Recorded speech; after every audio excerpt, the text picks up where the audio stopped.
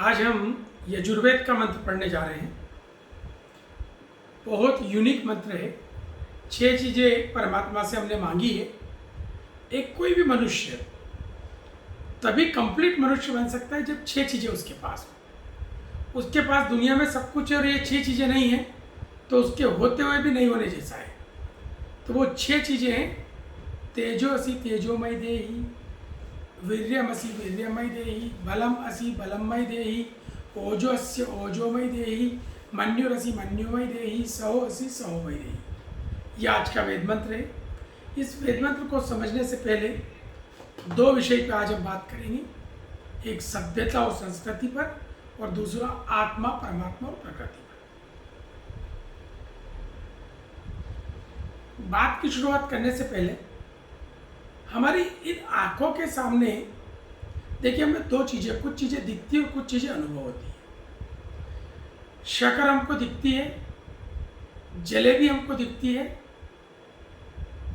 कचौरी हमको दिखती है, लेकिन जो मीठा है, मीठेपन का जो अनुभूति होती है।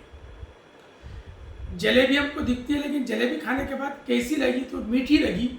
वो मीठा कैसा है वो आप सिर्फ अनुभव पे ही आप बता सकते हैं। उसके लिए वो दिखा नहीं सकते उस अनुभव को। वो अनुभूति से ही वो चीज़ आ सकती है। कचौरी है वो नमकीन है, लेकिन नमकीन कैसा है ये अनुभव से ही आ सकता है। तो अनुभव किसे होता है और कैसे नहीं होता, यहां से हम अपनी बात की जाते हैं।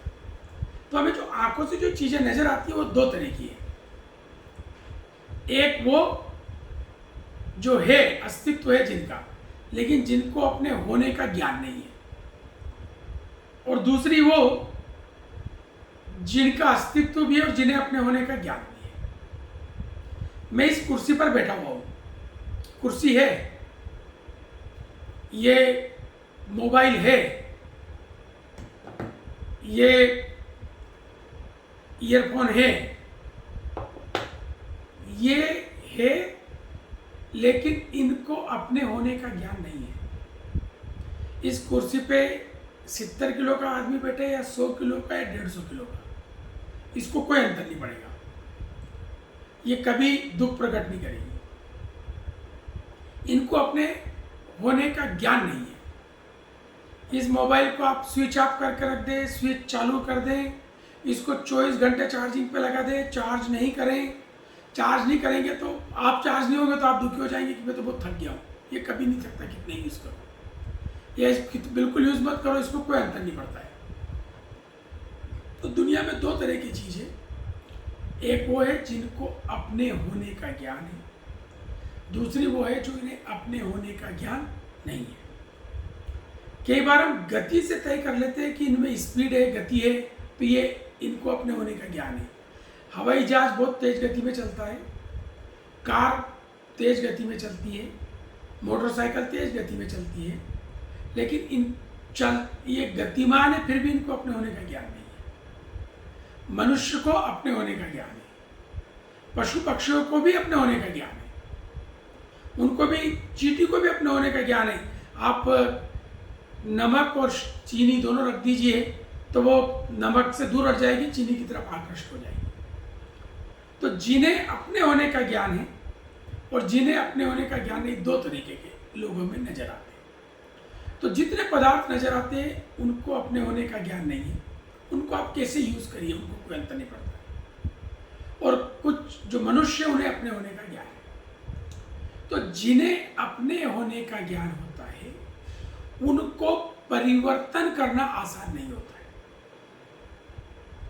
जिन्हें अपने होने का ज्ञान नहीं होता है उन्हें आप आसानी से परिवर्तित कर सकते हैं। चना है, गला दीजिए, कभी नहीं कहेगा साहब ठंड लग रही है।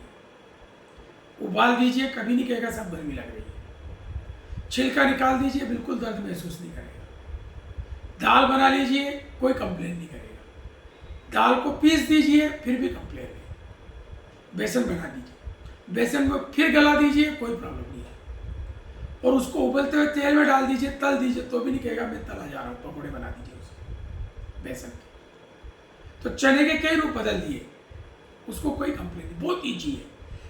तो आशय ये है कि जो जड़ है, जिन्हें अपने होने का ज्ञान नहीं है, उनको परिवर्तित करना आसान है,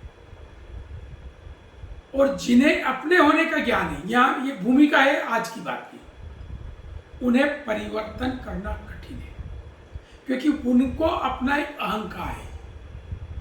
जो 5 ज्ञानेंद्रियां, 5 कर्मेंद्रियां, मन, बुद्धि, चित्त, अहंकार, तो अहंकार वही है कि जिन्हें अपने अस्तित्व का ज्ञान है, तो उन्हें सहजता से परिवर्तित नहीं कर सकते। हम लोग सोचते हैं कि जैसे अभी इस कुर्सी को मेरे को 2 टुकड़े करना हो तो 2 कर दे, 10 किलो का आदमी बैठाना हो, 50 का बैठाना हो, 100 का बैठाना हो, 200 का बैठाना हो, कुर्सी को कोई कंप्लेन नहीं होगी, क्योंकि इसको अपने होने का ज्ञान नहीं है। अपने अस्तित्व तो है इसका, लेकिन इसे अपने होने का ज्ञान नहीं है। लेकिन जिन्हें, उन लोगों को परिवर्तन करना आसान है। हम लोग जो फेल हो जाते हैं, हम फेल वहां हो जाते हैं कि जड़ की तरह चेतन को भी बदलने की कोशिश करना चाहते हैं, जबकि हम इस बात को भूल जाते हैं कि उसका अपना अस्तित्व है। जिसका अस्तित्व है उसे बदलना सहज नहीं है। यहां से हम आज की बात की हम शुरुआत कर रहे हैं। तो जिनको अपने अस्तित्व का ज्ञान है, उनको कैसे बदला जाए, इसके लिए मैं आपको एक सत्य घटना सुनाता हूं। जब हमारे देश में बौद्ध मत का बहुत प्रभाव बढ़ रहा था, उस वक्त एक संत हुए, बड़े तार्किक संत थे, जिनका नाम शंकराचार्य था। तो शंकराचार्य ने लोगों को जो बुद्धम शरणम गच्छामि जो माहौल बना हुआ था, उससे जाने से रोकने के लिए अहम ब्रह्मास्मि और बहुत सारी बातें समझाई लोगों को, और लोगों को वेदांत की ओर लेकर के आए। तो उनका प्रभाव बढ़ने लगा। तो सत्य घटना है ये। तो एक दिन शंकराचार्य बैठे हुए थे, और उनके कुछ शिष्य आए, और उन्होंने आकर के कहा कि अब हम देश के भ्रमण पर जाते हैं, और हमें अपने विचारों का प्रचार प्रसार करना चाहिए। हमें अपनी बात लोगों तक पहुंचाना चाहिए, ताकि लोग जो है अधिक से अधिक लोगों को बुद्धम शरणम गच्छामि वाले माहौल से बाहर निकाल सके। शंकराचार्य और बड़ी जो शिष्यों ने ये बात बड़ी उग्रता के साथ उनको कही कि हमको तुरंत करना चाहिए ऐसा। शंकराचार्य बैठ के मुस्कुरा रहे थे। उन्होंने कहा कि उनके पास में एक चाकू पड़ा हुआ था, बोले जरा एक चाकू उठा के दीजिएगा उसी शिष्य को। तो उस शिष्य ने जो है, जब आप किसी को चाकू देते हो, तो चाकू देने की जो सभ्यता है वो ये है, चाकू के 2 हिस्से होते हैं। एक वो होता है जिससे आप पकड़ते हो, और दूसरा वो होता है जो तीखा वाला हिस्सा होता है जिससे आप काटते हो। तो यदि सभ्य व्यक्ति किसी को चाकू देगा, तो जो काटने वाला हिस्सा है उसको खुद पकड़ेगा, और जो उसका हत्थे वाला, जिसमें पकड़ने वाला हिस्सा उसको उसकी तरफ करेगा। तो वो शिष्य ने भी चाकू का जो तीखे वाला हिस्सा था उसको अपने हाथ में लिया, और जिसको पकड़ने वाला हिस्सा था वो शंकराचार्य को दिया।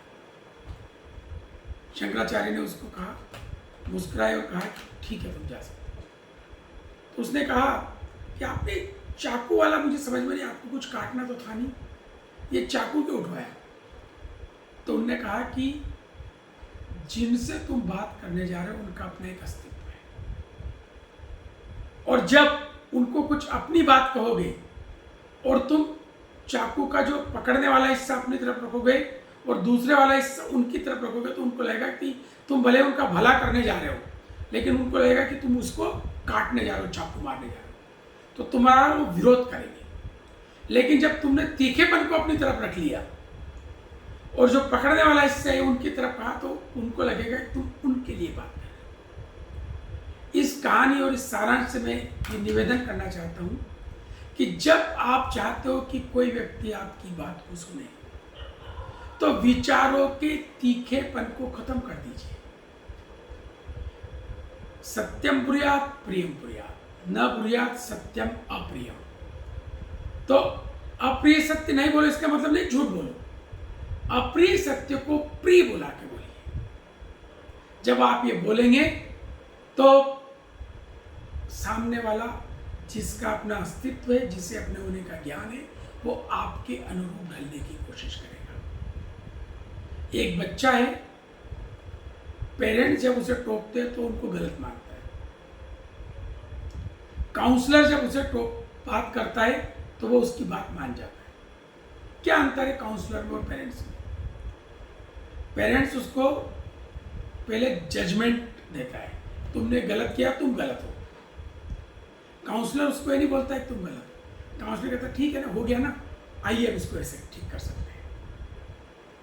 तो हमको जब चीज़ों को खुद स्वीकारना है या किसी को स्वीकार करवाना है तो हमको जो तीखे वाला हिस्सा वो अपने पास रखना पड़ेगा और जो दूसरे वाला हिस्सा वो दूसरों को, ताकि वो उसको देख के घबराए नहीं, उससे भागे नहीं, उसको सहजता से स्वीकार करने को तैयार है। तो आज हम बात कर रहे थे सभ्यता और संस्कृति। हो ये गया है कि पिछले कुछ समय से सभ्यता को लोगों ने संस्कृति मान लिया है और संस्कृति को ही सभ्यता मान लिया, दोनों में बहुत अंतर है। आजकल मैं आपसे, आप अपने आप नोट करते जाइए, मैं पैंट शर्ट पहनता हूँ, एक व्यक्ति धोती पहनता है, एक व्यक्ति पजामा पहनता है, एक व्यक्ति लुंगी पहनता है साउथ का, तो आप कहते हो कि ये उनका कल्चर है।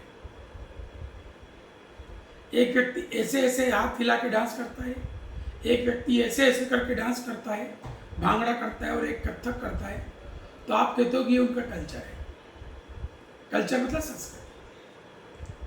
एक व्यक्ति जमीन पर बैठ के खाना खाता है, एक व्यक्ति खड़े खड़े खाना खाता है जूते पहन करके, आप कहते हो ये उनका कल्चर है, और फिर उसका अनुवाद कर लेते हो कि ये संस्कृति है। जबकि अभी तक मैंने जितने उदाहरण दिए सब सभ्यता के। सभ्यता और संस्कृति दोनों में बहुत बड़ा अंतर है। जब हम सभ्यता और संस्कृति को एक कर देते हैं तो हमको लगता है हमने संस्कृति बदल दी। संस्कृति कभी भी बदलती नहीं है, संस्कृति कभी भी बदलती नहीं है। चाहे देश बदल जाए, चाहे जगह बदल जाए, समय बदल जाए, कुछ भी बदल जाए, समय और स्थान के बदलने से संस्कृति में परिवर्तन नहीं आता है, सभ्यताओं में आ जाता है। तो जितने मैंने आपको उदाहरण दिए वो सब सभ्यता है। क्या है सब सभ्यता? सभ्यता जो है, फिर आप कहोगे संस्कृति क्या है? आपके घर कोई अतिथि आता है, उस अतिथि का सत्कार करना आपकी संस्कृति है। अतिथि सत्कार संस्कृति है। चाहे आप यूरोप में रहें, अमेरिका में रहें, भारत में रहें, ऑस्ट्रेलिया में रहें, न्यूजीलैंड में रहें, अतिथि सत्कार संस्कृति है। और अतिथि को कैसे खाना खिलाना? प्लेट में खिलाना, कागज में खिलाना, थाली में खिलाना, चांदी की थाली में खिलाना, हाथ में परोस देना, पत्तल में खिलाना या केले के पत्ते में खिलाना, ये सभ्यता है। सभ्यता का ये है कि सभा के बीच में सभायाम भव्य सभ्य, वो सभ्यता है। जिस चीज से आप कहीं पे सभ्य लगे, अच्छे लगे, वो सभ्यता है। यदि कहीं पे बुफे चल रहा है और वहां पे आप एक प्लेट ले और जमीन पे बैठ के खाने लगे, तो आप वहां असभ्य कहलाएंगे। वो ठीक है कि नहीं वाला विषय है कि खड़े होकर खाना ठीक है कि नहीं, वो उसमें नहीं पड़ रहे हैं। लेकिन व्यवस्था ऐसी है कि सब खड़े होकर खा रहे हैं, वहां पे आप जूते खोल करके एक तरफ बैठ करके और थाली वहां से इकट्ठा करके लाके खाएंगे, वो असभ्यता कहलाएगी। सारे लोगों ने पैंट पहन रखी है और आप लुंगी पहन के घूमेंगे तो आप अलग लगेंगे, असभ्य लगेंगे उस वक्त। और सारे लोग लुंगी पहन रहे हैं और आप पैंट पहन के जाएंगे तो आप भी असभ्य लगेंगे। जहाँ पे आप अन्य लोग जो कर रहे हैं, जैसा पहनना, खड़े होना, खाना, व्यवहार करना, ये सब सभ्यता है। सभ्यता समय के साथ, जगह के साथ बदलती रहती है। आपकी सभ्यता बदलती है। दिसंबर, जनवरी, फरवरी में आप स्वेटर पहनना सभ्यता है, लेकिन अभी आप स्वेटर नहीं पहनते। अभी आपका पतला कपड़ा पहनना सभ्यता है, सूती कपड़ा, कॉटन का कपड़ा पहनना सभ्यता है। इसमें बारिश में आपका अलग ढंग का कपड़ा पहनना सभ्यता हो जाए। तो सभ्यता और संस्कृति में अंतर है। जब हम इसको फिक्स कर ले, नाचना सभ्यता है, डांस बोलना सभ्यता है, वो संस्कृति नहीं, वो कल्चर नहीं है, वो सभ्यता है हमारी। हम ऐसे खुशी मनाते हैं। तो जो संस्कृति हमारे जितने हम लोगों ने, जो संस्कृति से हमारे बच्चे दूर हो गए हैं, हम लोग जो दूर हो गए हैं, हमारी पीढ़ियां जो दूर हो गई, इसलिए हो गई है कि हमने सभ्यता को संस्कृति मान लिया। और सभ्यता के परिवर्तन के साथ जब वो परिवर्तन होते हैं तो हम ये मानते हैं कि इसने घोर अपराध कर दिया, क्योंकि इसने संस्कृति बदल ली। संस्कृति है किसी का सम्मान करना, संस्कृति है सच बोलना, धर्म के लक्षणों का पालन करना, धार्मिक होना संस्कृति है हमारी, जो धर्म के 10 लक्षण हम पढ़ चुके हैं। तो हम संस्कृति है हमारी कि हमको अपने आप को पहचानना, ये हमारी संस्कृति है। संस्कृति है हमारी कि हमको बच्चों का प्रॉपर पालन पोषण करना, उन्हें श्रेष्ठ नागरिक बनाना, ये हमारी संस्कृति है। बच्चों की जिम्मेदारी है कि उनके ऊपर जो खुद के बच्चे और जो खुद के पेरेंट्स हैं, उनको संरक्षण देना, उनकी प्रसन्नताओं का ध्यान रखना, ये संस्कृति है हमारी। तो हम संस्कृति और सभ्यता को मिक्स न करें। चूंकि ये बहुत मिक्स होने लगी थी, इसलिए मैंने सोचा कि आज इस पर बात की जाए। आइए हम वेद, और भी बहुत सारी बातें हैं, आइए हम वेद मंत्र से आज की शुरुआत करते हैं। एक प्रश्न भी है आदित्य जी का, उस प्रश्न को भी क्लियर करेंगे। 6 बातें हैं आज के वेद मंत्र, परमात्मा से मांगी गई है। आप किसी से कोई चीज कब मांगते हो? कब मांगते हो? जब उसके पास वो। आपको मालूम है कि आपका एक दोस्त ने बहुत सारा लोन ले रखा है, तो आप उससे कर्जा मांगने जाते हो क्या? नहीं मांगने जाते हो। पैसे आप तभी मांगते हो उससे जब आपको मालूम है कि इसके पास पैसे हैं। यदि उसके पास पैसे नहीं है, आपको क्लियर हो जाए, तो आप उससे पैसे मांगेंगे? नहीं मांगेंगे। जिसके पास जो है वही उससे मांगा जाता है। तो परमात्मा के पास वो चीजें हैं, जब आप उनको मांगते हो तो आपको मिलती है, क्योंकि जो आप चाहते हो दुनिया में वही होता है। हम जैसा चाहते हैं वैसा कर सकते हैं, लेकिन करने के पहले हमको चाहना पड़ता है। बिना चाहे कुछ भी नहीं हो सकता। तो इस वेद मंत्र में 6 चीजें मांगी गई है। बहुत सी चीजें ऐसी है जिनको एक जैसी समझते हैं, लेकिन वो है अलग। तो पहली लाइन, 6 लाइनें इस वेद मंत्र की। पहली लाइन है तेजो असि तेजोमय देहि। इसका शाब्दिक अर्थ बताता हूं। तेजः असि, तेजः मयि देहि। तेजः असि, हे परमात्मा आपके पास तेज है, हे तेज स्वरूप परमात्मा। तेजः, वो तेज, मयि मुझे देहि दीजिए। तेजः असि, हे तेजस्वी परमात्मा, हे तेज स्वरूप परमात्मा आप मुझे तेज दीजिए। पूरे का अर्थ बता देता हूँ मैं पहले। दूसरा है वीर्यम असि वीर्यमय देहि। हे वीर्य वाले परमात्मा, वीर्यवान परमात्मा। वीर्यम असि, वीर्यवान परमात्मा, वीर्यमय देहि, वीर्य मुझे दीजिए, इम्यूनिटी। बलम असि, हे बलवान परमात्मा, हे बलों के स्वामी, बलम मई देहि, बल मुझे दीजिए, मुझे बल दीजिए। ओजो अस्य ओजो मई देहि, ओजो असि, हे ओज स्वरूप परमात्मा, ओजः मई देहि, मुझे ओज दीजिए। मन्यु असि, हे मन्यु युक्त परमात्मा, मन्यु स्वरूप परमात्मा, मन्युमय देही, मुझे मन्यु दीजिए। मन्यु क्या है मैं भी बताता हूँ। और अंतिम है सहो असी, है सहन करने वाले परमात्मा, धैर्यवान परमात्मा। सह असी, ये धैर्यवान सहनशील परमात्मा। सह मई देही, ये सहनशीलता मुझे दीजिए। 6 चीजें हमने मांगी। बोस्सी के शाब्दिक अर्थ आपको मालूम है, मन्यु का मैं बता देता हूँ पहले, फिर उसके बाद एक एक की व्याख्या करते हैं। मन्यु का मतलब है गलत के खिलाफ, गलत को गलत कहने की हिम्मत, उसे मन्यु कहते हैं। गलत का विरोध करने की हिम्मत, उसे मन्यु कहते हैं। अन्याय का विरोध करने की हिम्मत, उसे मतलब गलत को गलत कहने की हिम्मत जो है, चुपचाप गलत को सहन नहीं करना, गलत को गलत कहना, ये मानसिकता मन्यु कहलाती है। तो आइए एक एक शब्द, 6 चीजें मांगी हमने।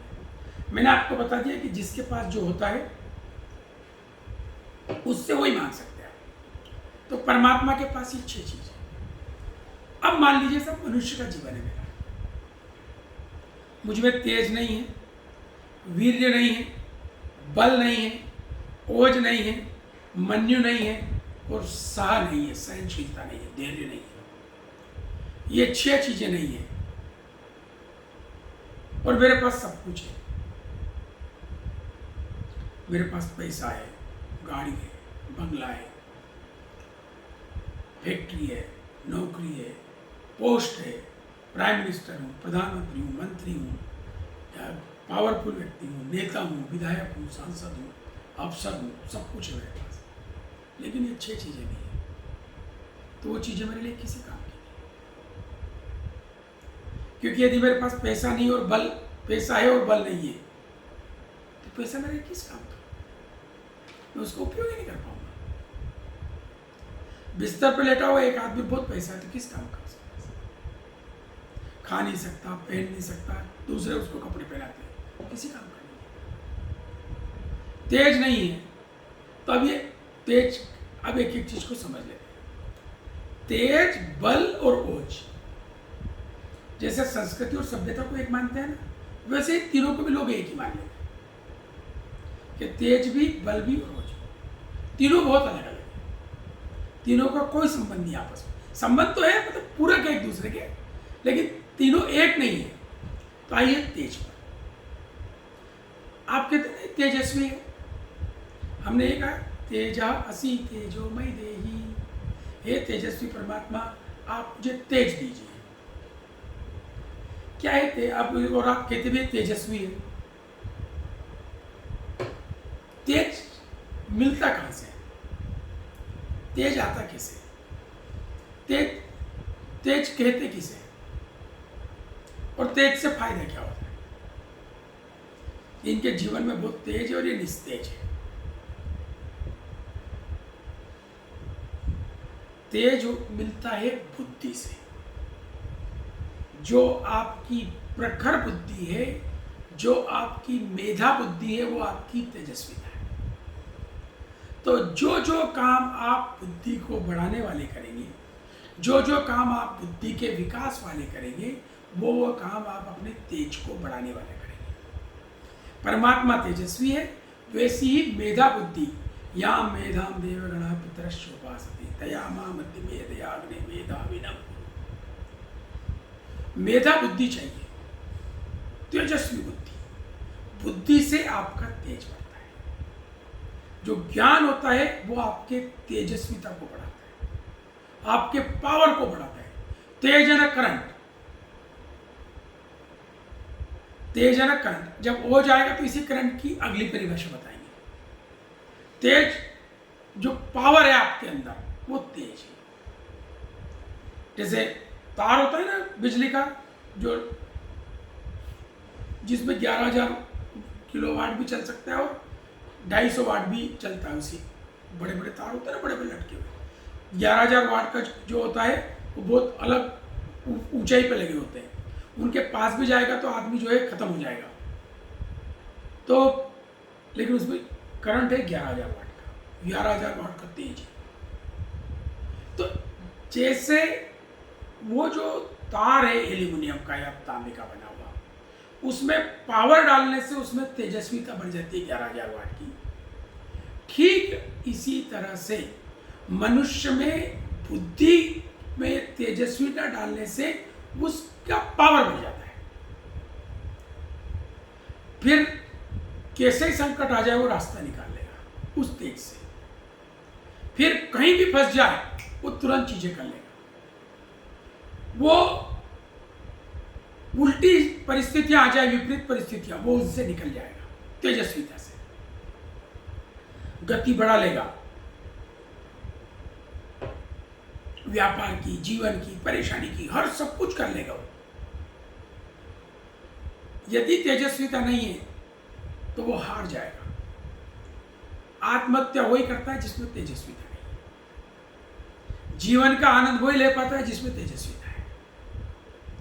तो परमात्मा से हमको तेजस्विता मांग रहे हैं। तेजस्विता यानी बुद्धि। ऐसे काम हमको करना चाहिए जिससे हम तेजस्वी हों। आप एक चीज सीखते हैं मतलब आप उस काम में तेजस्वी हो गए। आप कहीं अच्छी चीज सुनते हैं, देखते हैं, पढ़ते हैं, आप तेजस्वी हो गए। बच्चा जब जन्म लेता है तब कुछ पिछले जन्म के संस्कार लेके आता है, तेजस्विता लेके आता है, और यहाँ उनको और बढ़ा लेता है और अगले जन्म तक भी वो साथ लेके जा सकता है। तो तेजस्विता धन से भी ज्यादा महत्वपूर्ण है। जहां धन का महत्व खत्म हो जाए वहां से तेजस्विता का चालू होता है। जहां पैसे का पावर खत्म होता है वहां तेजस्विता का चालू होता है। जहां पैसे काम आना बंद हो जाए वहां भी तेजस्विता आती है। जंगल में है, जेब में तो 1 लाख रुपए, पर उससे आप कुछ नहीं खरीद सकते, तो वहां क्या काम आएगी आपकी तेजस्विता। तो हमें पूरी ताकत, हम अब पूरी ताकत पैसे में लगा देते हैं। हमारे पास पैसा होते हुए भी हम अनाथ बने रहते हैं, डरपोक बने रहते हैं, घबराते रहते हैं। कब? जब तेजस्विता नहीं हो। और तेजस्विता है, कुछ भी हो जाए हम उससे निपट लेंगे। तेजस्विता है ना, पैसे का भी सही उपयोग कर लेंगे, दोस्तों का भी सही उपयोग कर लेंगे, वस्तुओं का भी सही उपयोग कर लेंगे। तो हमारे अंदर तेजस्विता की हम परमात्मा से डिमांड कर रहे हैं, मांग कर रहे हैं। जब आप रोज तेजस्विता की मांग करोगे, रोज बोलने वाला मंत्र है, उठते ही, यज्ञ करते ही, सोते समय तक, तेजो असि तेजोमय देहि, हे तेजस्वी स्वरूप परमात्मा मुझे तेज दीजिए। तेज आप समझ गए। देखिए यहाँ पे वो जैसे पिताजी से पैसे मांगते हैं और वो 500 रुपये दे देते हैं, तो वो यहाँ पे वैसा नहीं होता है। यहाँ पे आपको पुरुषार्थ करना पड़ता है, उद्योग करना, उद्यम करना पड़ता है। यहाँ पे बिना पुरुषार्थ के कुछ नहीं मिलता है। बस परमात्मा से जब आप मांगोगे तो उस रास्ते में चलने का आपको रास्ता क्लियर होता है। परमात्मा आपके लिए गूगल मैप से की तरह है कि परमात्मा आपको प्रेरणा दे देता है, रास्ता बता देता है कि ऐसे ऐसे जाइए, राइट लेफ्ट ऐसे ऐसे होते जाइए। प्रेरणा मिल जाएगी आपको जब उस करंट को ऑन कर दोगे। लेकिन जब उस ऐप को ऑन कर दोगे, जब उस ऐप से जुड़ जाओगे, गूगल मैप की ऐप से आपको जुड़ना पड़ता है जब कोई रास्ता पूछना होता है। जब परमात्मा से जुड़ना है तो परमात्मा वाली ऐप चालू करना पड़ेगी, और जब वो कर दी तो फिर आप तेजस्विता मांगेंगे। लेकिन पुरुषार्थ चलना तो आपको ही पड़ेगा, पुरुषार्थ तो करना पड़ेगा। और जब आप 3 बार ये पुरुषार्थ करेंगे, जब मुझे अपनी तेजस्विता को बढ़ाना है, तो दुनिया की कोई ताकत आपको पीछे हटा सकती है। अच्छा, और मनुष्य पशु में यही सबसे बड़ा अंतर है। पशु अपनी तेजस्विता को नहीं बढ़ा सकता है। पशु अपनी तेजस्विता को नहीं बढ़ा सकता है। वो तो जैसा पैदा होता है वैसे ही मरता है। सिर्फ एकमात्र मनुष्य योनि ऐसी है जिसमें हम अपनी तेजस्विता को बढ़ा सकते हैं। तो हमको अपनी तेजस्विता को बढ़ाने की मांग परमात्मा से, रिक्वेस्ट, प्रार्थना हम इसमें कर रहे हैं कि तेजो असि तेजोमय देहि। जीवन में सब कुछ है और तेजस्विता नहीं है तो कुछ भी नहीं है।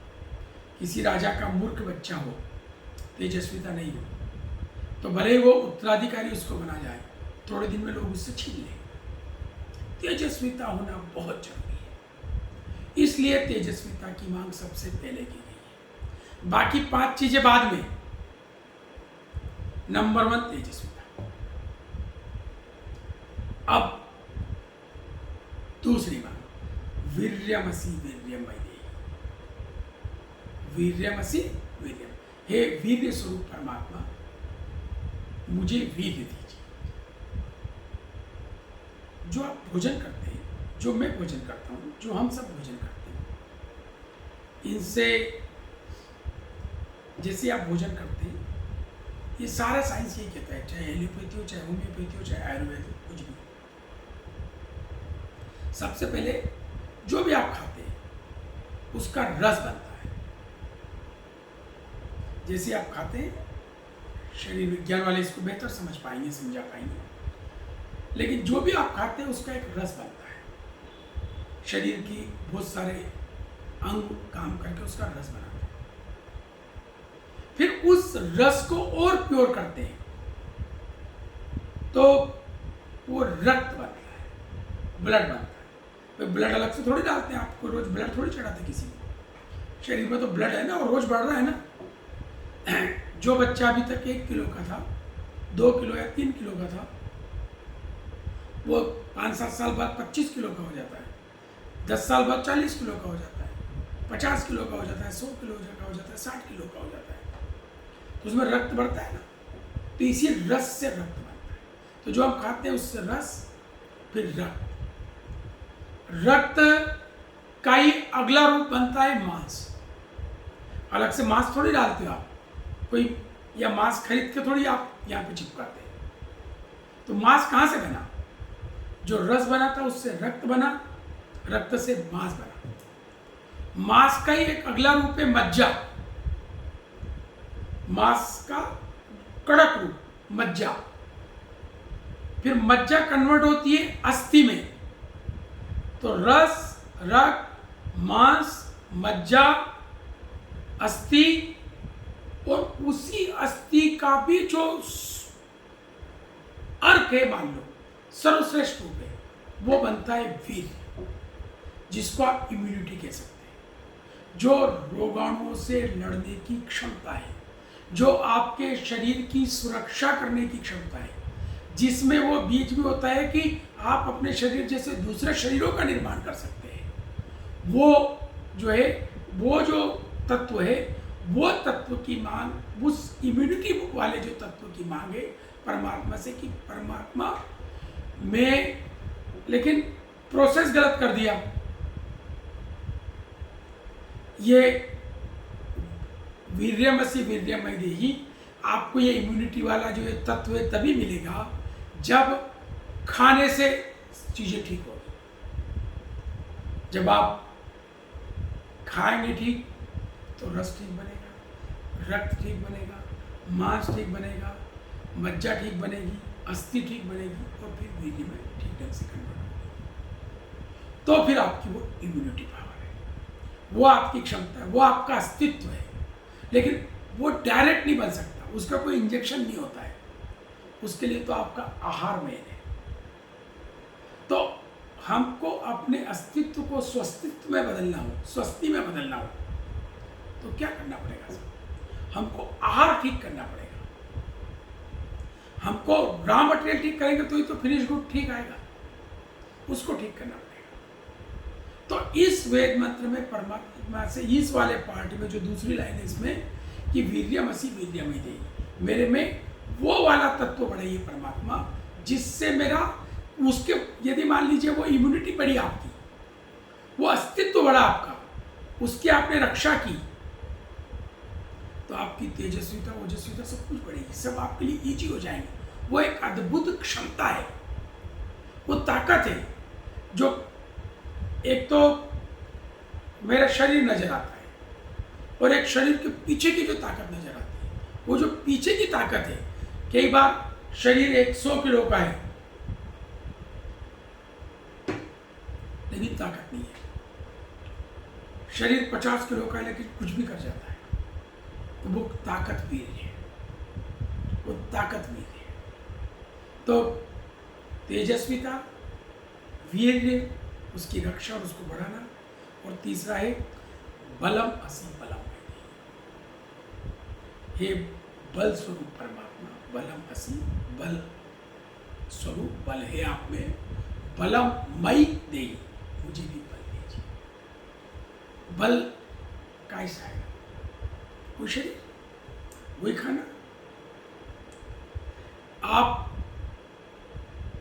जो खाते हैं यदि वो चर्बी में कन्वर्ट हो गया तो आप कमजोर हो जाएंगे,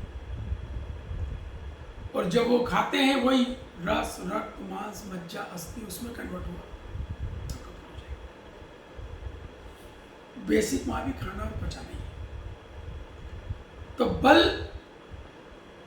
अब आपके पास तेज नहीं हो तो 100 किलो का शरीर है तो भी आप उसको फांसी पर लटका देंगे या कुएं में कूद जाएंगे घबराहट में, डरते रहेंगे, कांपते रहेंगे, थोड़े से संकट से हिल जाएंगे। तेज नहीं, तेज है लेकिन वीर्यता नहीं है तो भी आपका शरीर काम नहीं कर पाएगा। शरीर का सर्वश्रेष्ठ पार्ट है ताकत, इम्यूनिटी, वो चीज। वीर्य है लेकिन बल नहीं है, शरीर में ताकत नहीं, तो शरीर को मजबूत बनाना पड़ेगा। तो शरीर को मजबूती की भी हम रोज प्रार्थना करते हैं, क्योंकि हम केवल पैसा कमाने में लगे रहे और शरीर का ध्यान नहीं रखा तो जो हम करोड़ों अरबों रुपए कमा लेंगे फिर डायबिटीज की दवाई खाने में काम आएगा, बीपी की दवाई खाने में काम आएगा वो पैसा, डॉक्टरों के लाइन में बैठे रहेंगे तो फिर क्या फायदा उस पैसे को कमाने से? भैया पैसे को अपने आनंद के लिए कमा रहे थे ना, आनंद तो लिए ही नहीं, हमने तो इलाज पर खर्च कर दिया उसको। टेंशन की दवाई खा रहे, रात को नींद नहीं आ रही, बेचैनी हो रही है तो नींद की दवाई खाना पड़ रही है उस पैसे से। इससे तो अच्छा हम कम कमा लेते। तो इसलिए हमको जब पैसा कमाते समय ये भी ध्यान रखें शरीर को नुकसान कर दिया, ये बहुत महत्वपूर्ण है। जब जो लोग ध्यान नहीं रखते वो बहुत बड़ा नुकसान करते हैं, बाद में पछतावा होता है। लेकिन आपने शरीर का ध्यान रखते हो, पैसा कमाया तो पैसा आपके लिए आनंद का कारण बनेगा। तो परमात्मा ने से जो इस वेद मंत्र में प्रार्थना तीसरी चीज मांगी है वो है बल। तेज मांगा, वीर्य मांगा, बल मांगा। चौथा है ओजो अस्य ओजमय देहि। हे ओज स्वरूप परमात्मा, ओजस्वी परमात्मा, मुझे आप ओजमय देहि, ओजः मय देहि, मुझे ओज दीजिए।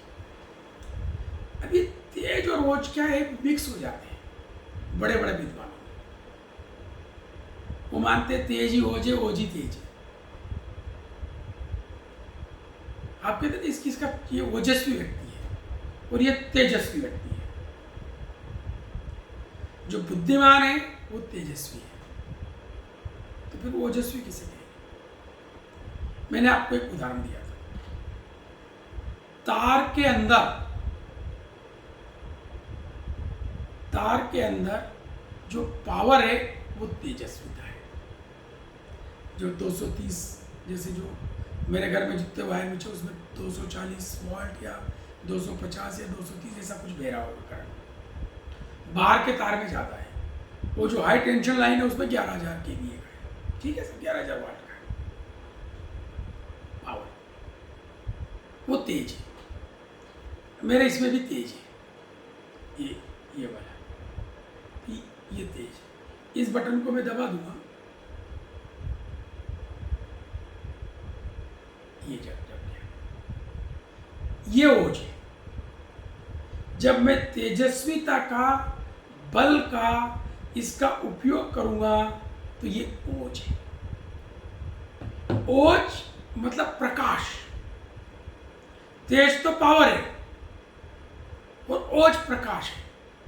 तो जब आप अपने बल का, अपने वीर्य का, अपनी तेजस्विता का जब आप उपयोग करते हैं तो उससे जो आपको मिलता है वो ओजस्विता होती है।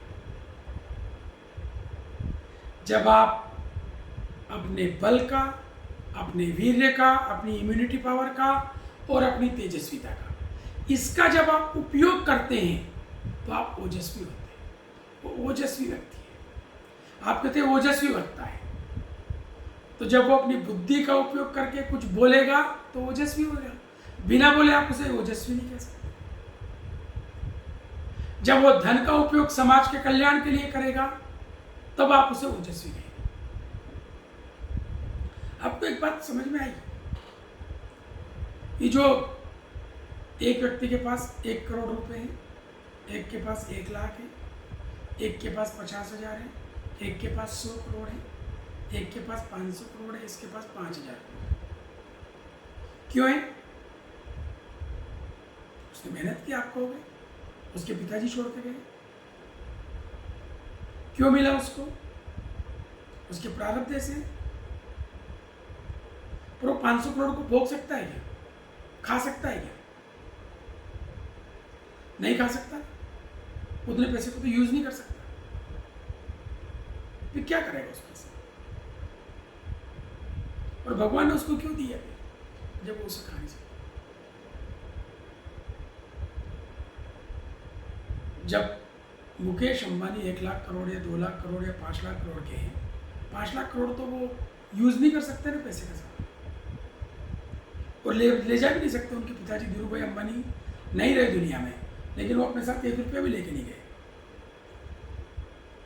से नहीं छोड़ गए। वो तो बस अपनी बुद्धि लेके गए, मैं तेजस्वी था, और अपने प्रारब्ध लेके गए, अगला जन्म हो गया।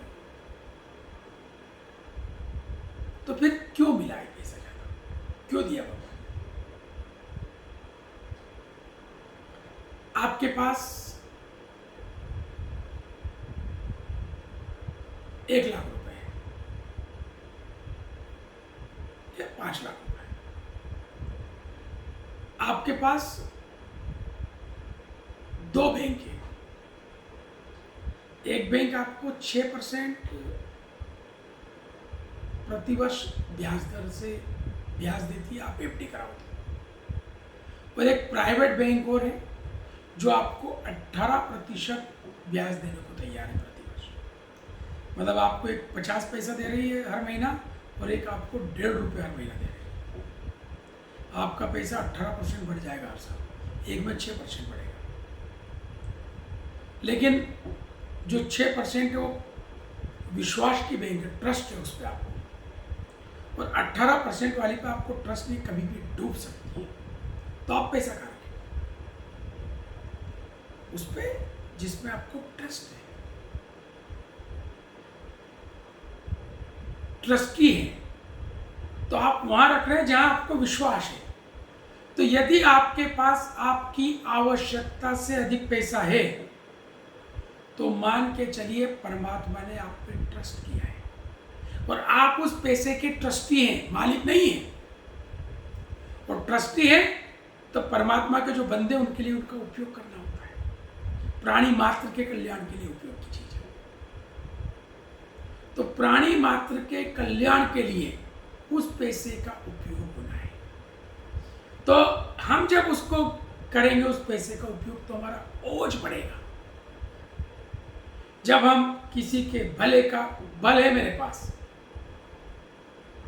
बल में सब आ गया, पैसा भी और शरीर की ताकत भी, सब कुछ है उसमें, मेरे अस्त्र शस्त्र भी, मेरा घर भी, मेरी बिल्डिंग भी, मेरी कार भी। जब मैं उसका उपयोग खुद के लिए पहले, अपनों के लिए और समाज के लिए और प्राणी मात्र के लिए करता हूं, तो मेरा ओज बढ़ता है। तार में करंट बह रहा है तो बह रहा है, वो ऐसे ही जैसे आपके पास पैसा है। लेकिन जब आप, इतनी लाइटें जल रही देखो यार, लेकिन जब उसी पावर का मैंने उपयोग किया, तो एक पंखा चल रहा है, करंट का मैंने जब उपयोग किया, तेजस्विता का जब मैं उपयोग करूंगा, उस भौतिकता का बल का जब उपयोग करूंगा, तो ओजस्विता पैदा होगी, तो प्रकाश पैदा होगा। तो जीवन में ओजस्विता तभी आ सकती है जब मैं अपनी क्षमताओं का उपयोग करूं, बिना उपयोग के नहीं। लेकिन केवल खुद के लिए करता रहूंगा तो उसकी एक सीमा है, खुद की पड़ेगी ओजस्विता, लेकिन उससे ज्यादा नहीं। किसी भी पदार्थ का कितना ही अच्छा हो, निर्धारित मात्रा से अधिक उपयोग नुकसान देता है। बहुत अच्छा होता है घी, ज़्यादा खाइए आप मोटे हो जाएंगे, खूब चर्बी बढ़ जाएगी आपकी। जितना पच रहा है, जितना पचा सकते हो उससे ज़्यादा खाएंगे तो नुकसान करेगा, बल बढ़ाने की बजाय बल कमजोर करेगा। मिठाई ज़्यादा खाइए, कोई भी पदार्थ, काजू बादाम अखरोट जो भी होते हैं, निर्धारित से ज़्यादा आप उपयोग नहीं कर सकते खुद के लिए। फिर जो आपके आसपास है उनके लिए उपयोग करिए, अपने पेरेंट्स के लिए, अपने बच्चों के लिए। दो ही तो है, एक आपसे बड़े हैं वो सब पेरेंट्स हैं, और एक आपसे छोटे वो सब बच्चे हैं। तो अपने से छोटे, अपने से बड़े और अपने से बराबर वाले, उनके लिए उसका उपयोग करिए। और फिर अपनत्व बढ़ता जाएगा। जैसे जैसे आप डेप्थ में जाएंगे, दूर जाएंगे, वैसे वैसे आपका अपनत्व बढ़ता जाता है।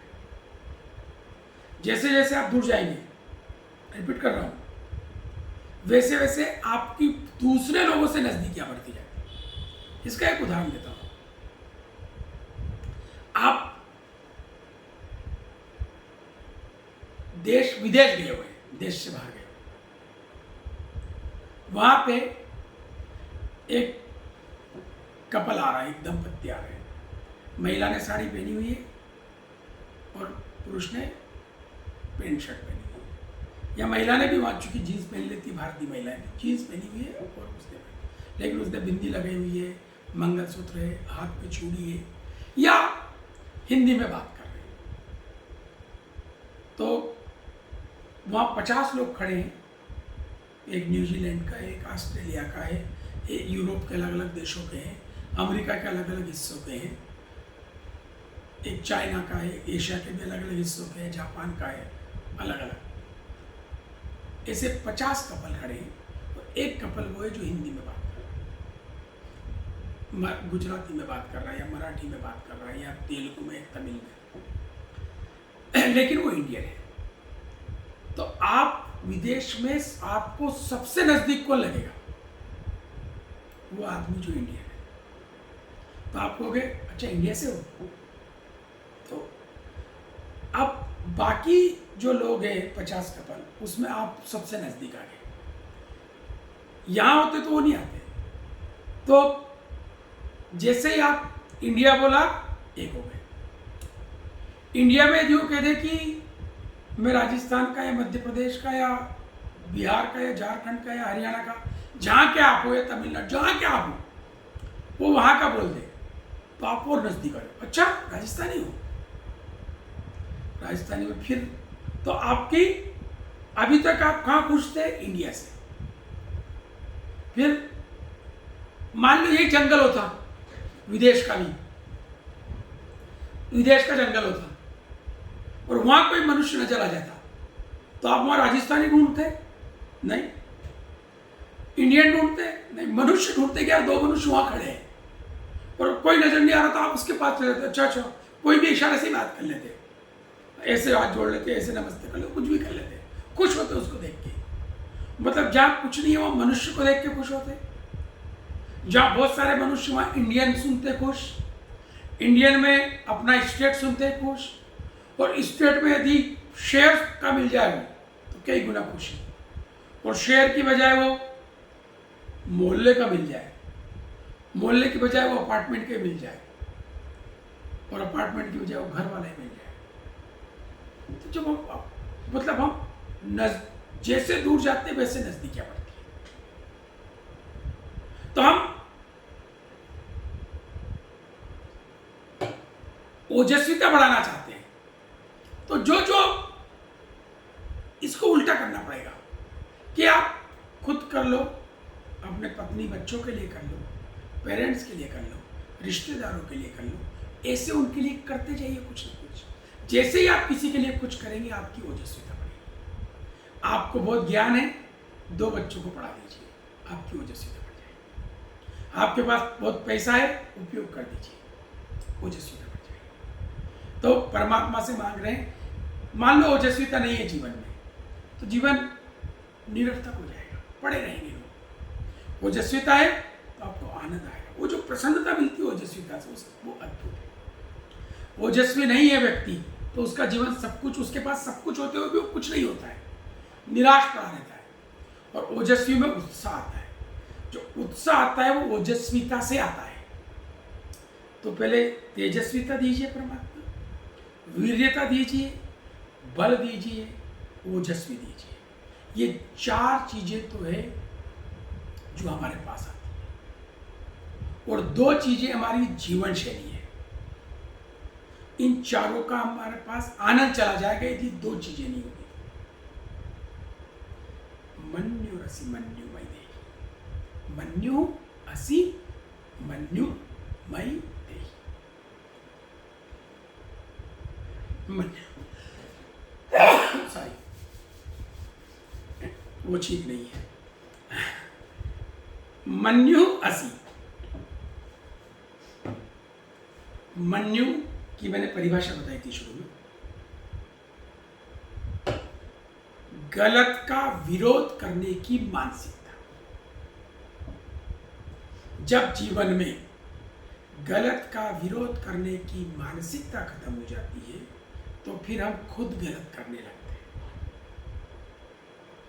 आदमी गलत तभी करता है जब पहले गलत के विरोध की मानसिकता खत्म होती है। तो ये मानसिकता कभी गलत मत करिए। एक व्यक्ति एक गलत काम कर रहा है, अन्याय कर रहा है, तो आपको विरोध करने की मानसिकता होना चाहिए। अपनी क्षमता के अनुसार विरोध भी करिए। एक व्यक्ति शराब पी रहा है तो आपको उसको पहले गलत कहने की हिम्मत होना चाहिए, मानसिकता होना चाहिए, फिर आप जीवन में खुद तो कभी नहीं करेंगे वो गलत काम। खुद को गलत काम से बचाना है तो पहले गलत का विरोध करने की मानसिकता चाहिए। दुनिया में जितने लोग शराब पीते हैं वो उसको गलत नहीं मानते, इसलिए पीते हैं। यदि उनमें मन्यु आ जाए कि गलत को गलत कह सके, गलत को गलत स्वीकार कर सके, गलत को गलत कहने की मानसिकता मन्यु कहलाती है। यदि ये नहीं है, देखिए जब आदमी पैसा कमा लेता है, पावर कमा लेता है, तो वो राक्षस बन जाता है, क्योंकि वो उसे गलत रास्ते पे ले जाता है। यदि तेजस्विता का बुद्धि तो रावण में भी बहुत थी, उपयोग भी करता था, ओजस्वी भी था। तो तेजस्वी था वो, ओजस्वी था, बलवान था, वीर्यवान भी था। क्या नहीं था उसमें? मन्यु, गलत को गलत कहने की मानसिकता नहीं थी।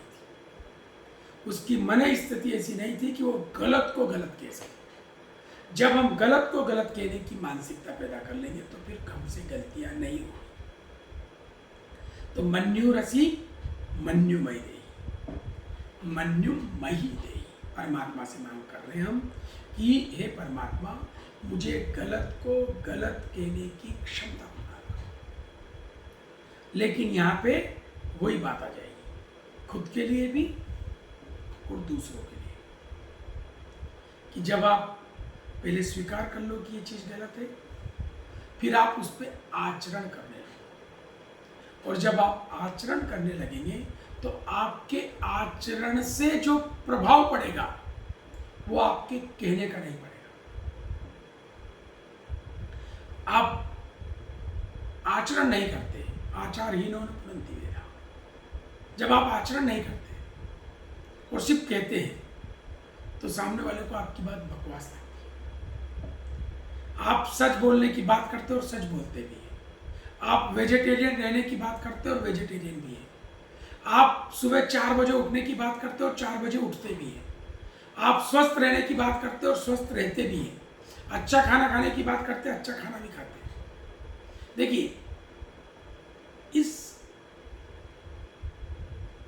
पूरे ब्रह्मांड के 3 हिस्से हैं।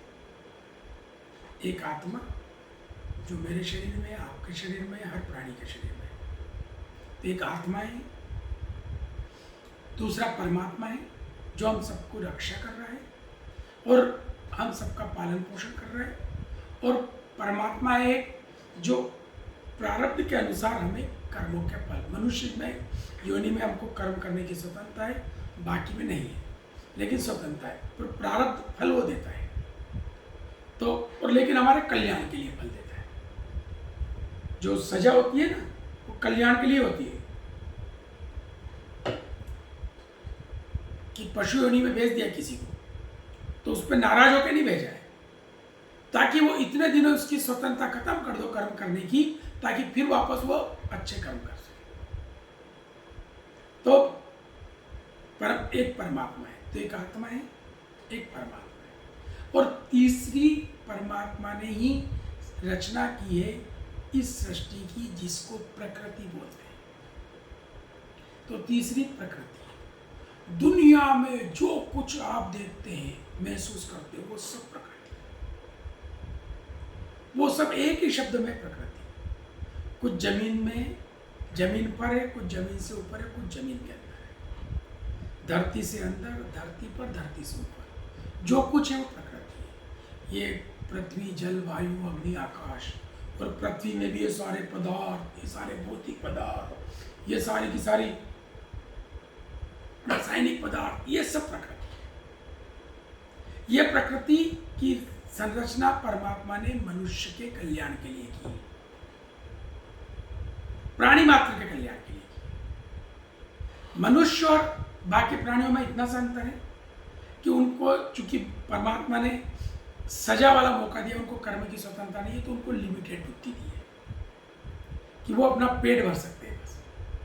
और चूंकि उनमें बुद्धि नहीं दी है, तो वो अपना भोजन प्रकृति से जैसा परमात्मा ने उनके लिए निर्धारित किया है, वो उसी रूप में खा सकते हैं। गाय जो घास खाती है, उसको जो घास मिला है बस वही है, वो घास को फ्राई करके नहीं खा सकती। उसके पास वो सुविधा नहीं है कि घास को चलो अच्छे से फ्राई कर लो, उसमें थोड़ा तेल डाल लो, नमक मिर्ची डाल लो, घी डाल लो, फिर खाओ। बॉइल करके भी नहीं खाती वो घास को, जैसा वैसे। प्रकृति से जैसा मिला वैसे ही उसको खाना है, जो उसके लिए निर्धारित है, उस प्राणी के लिए। मनुष्य एकमात्र ऐसा है, उसको प्रकृति के पदार्थों का संस्कारित करके खा सकता है। जैसा मिला वैसा नहीं, वो जो चाहे, मतलब वो चने को गला के खाए, सेक के खाए, पका के खाए, पीस के खाए, पकौड़े बना के खाए, बेसन की रोटी बनाए, खमन बनाए, मिठाई बनाए, 100 तरह की मिठाई बनाए। मतलब वही आदमी बेसन शक्कर मिला करके लड्डू भी बना लेता है, बेसन और शक्कर मिला के बेसन चक्की भी बना लेता है, दोनों बना लेता है। दोनों में सामान एक ही है, प्रोसेस से चीज चेंज कर लेता है। तो प्रकृति जो है, 3 चीजें हो गई, आत्मा, परमात्मा, प्रकृति। इस प्रकृति का उपयोग हमें स्वस्ति के लिए करना है, खराब के लिए नहीं करना। यदि अंगूर परमात्मा ने बनाए हैं, प्रकृति में विद्यमान है, प्रकृति हमारे लिए है, तो हमारे ऊपर है कि उसको सड़ा के खाएं या अच्छे से खाएं, सूखा के खाएं। सूखा के खाएंगे तो छुआरे बन जाएंगे, वो किशमिश बन जाएंगे, सड़ा के खाएंगे तो शराब बन जाएंगे। तो ये हमारे ऊपर है कि उसको सूखा के खाना है, सड़ा के खाना है, या ऐसे ही खाना है। जैसा हम उपयोग करेंगे वैसा हमारा कल्याण होता है, वैसे हमारे कर्म बनते जाएंगे, वैसे हम ठीक बनते जाएंगे। तो ये जो मन्युअसी मन्युमय देही है, प्रकृति के पदार्थों का सही उपयोग, गलत उपयोग नहीं करना, ये भी मन्यु है। गेहूं है हमारे पास, बढ़िया दलिया बना के खाएं, आटा बना के पीस के रोटी बना के खाएं, या मैदा बना के फिर उसको सड़ा करके फिर पिज्जा बना के खाएं। तीनों चीज गेहूं से बनी है, लेकिन एक मुझे फायदा कर रही है, एक मुझे नुकसान कर रही है। एक ही गेहूं से, मैदा भी उसी गेहूं से बनी है जिससे दलिया बना है। तो ये मन्युरसी मन्युमय देही, मुझे परमात्मा सही को सही और गलत को गलत कहने की। और आखिरी बात करके फिर मैं प्रश्न का जवाब दूंगा, आज थोड़ा सा 5 मिनट ज्यादा होगा। सहो असी सहो मई देही, ये धैर्यवान। सह का मतलब होता है सहन करना, अर्थात परिस्थितियों से विचलित नहीं होना, परिस्थितियों को देख करके मार्ग नहीं बदलना, वो होता है सह। तो सह असी है धैर्यवान परमात्मा, सहनशील परमात्मा। सह मई देही, सहो यहाँ पे विसर्ग हो जाता है, सह मई देही, मुझे सहनशीलता दीजिए, धैर्य दीजिए। कि मैं विचलित नहीं हूँ। यदि 5 चीज़ें मिल गई और मैं पल पल में विचलित हो जाता हूँ, परिस्थितियाँ तो बदलेगी, परिस्थिति मेरे हाथ में नहीं, मैं खुद अपने आप में, स्थिति मेरे हाथ में है। पर तो दूसरे की स्थिति है ना, वो तो दूसरे के हाथ में है, तो वो तो मेरे हाथ में नहीं है। वो जब मेरे हाथ में नहीं है तो मैं उसको लेकर के प्रभावित नहीं हूँ, विचलित नहीं हूँ। ये 6 चीज़ें जीवन में आ जाए तो जीवन का आनंद आ जाता है। फिर पैसा कम हो, ज़्यादा हो, पावर छोटा हो, बड़ा हो, शरीर काला हो, गोरा हो, 5 फुट का हो, 6 फुट का हो, 4.5 फुट का हो, कोई अंतर नहीं पड़ता है, जीवन का आनंद आ जाता है। तो परमात्मा से ये 6 चीज़ें हमें रोज मांगना चाहिए और रोज इनको बढ़ाने का प्रयत्न करना चाहिए। और आज का एक प्रश्न था कि ये ओजस्वी आदमी कैसे बने। ओजस्वी तो ऐसे ही बनेगा ना सर, तभी बनेगा जब तेजस्विता होगी, जब आप अपनी तेजस्विता का उपयोग करेंगे। जब करंट है आपके घर में और लाइट नहीं जलाएंगे तो ओजस्विता नहीं हुई। उस करंट को, तेजस्विता को ओजस्विता में बदलना है। जब करंट को आप कंप्रेसर में डाल देते तो ठंडा करेगा, फ्रिज बन जाएगा। उसको एसी में डाल देंगे, उसी को हीटर में डाल देंगे तो वो गर्मी देगा। जो आप चाहे कर सकते हो।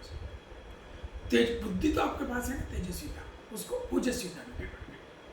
जब हम ये करने लगते हैं तो हमारे जीवन का रूप संवरने लगता है।